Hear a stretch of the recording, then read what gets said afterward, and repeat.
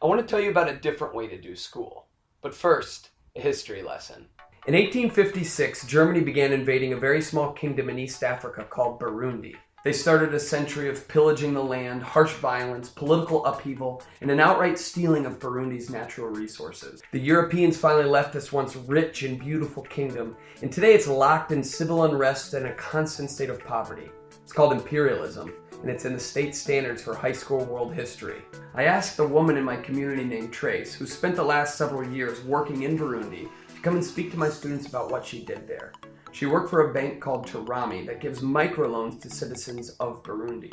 Microloans are where groups of up to 30 people who wouldn't have the credit to take out a business loan by themselves come together to take out the loan as a group, say $15,000, and the money is divided up equally among each person in the group, each person receiving $500 apiece. But the kicker is, they pay back the loan corporately rather than individually. This money is used to start small businesses, goat farms, brick making, clothing companies. And here's the best part. Over 90% of the loans are paid back in full. This means that their businesses are working.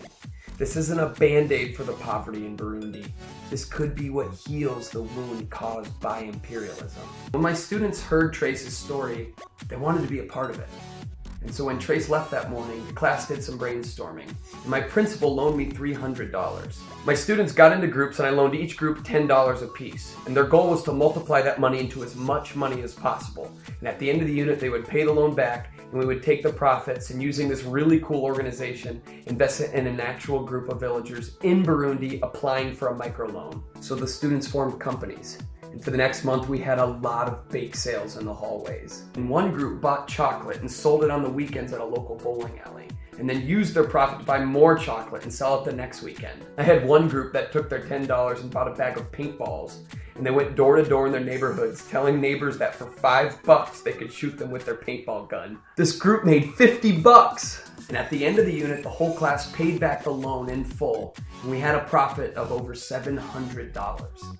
And we loaned that money to an actual group of people in Burundi. And when it gets paid back, we're going to loan it to another group of people, and then another group, and another group. Now this is history class. Are you with me? My students also wrote historical fiction narratives for this project. It is still school, and their stories took place in imperialized countries, and they had to have perfect punctuation and put them in MLA format. And they invested the same excellence into writing these essays that they put into serving the people of Burundi. This is called project-based learning. It's big, it's memorable, it's epic. It's not the type of learning that just gets kids ready for the real world. It's the kind that puts them in it. It takes the students who got A's their whole life by playing the education game really well and makes them think critically and communicate and collaborate and all these other skills that don't come with sitting in rows and taking notes. And it takes that C student, that D student, the one that school has labeled a failure, and gives them real and authentic reasons to want to learn, engage, and create. When I tell my friends about the projects my students do, I often hear them say things like, "Man, I wish they did that kind of thing when I was in school." Yeah, me too. And so do millions of kids in our education system. So let's change it up. Shift the paradigm. We can still have tests and teach Shakespeare, but let's do it with our hands and paintballs and make students use more than just one side of their brains. Let's make school authentic. Let's make learning epic.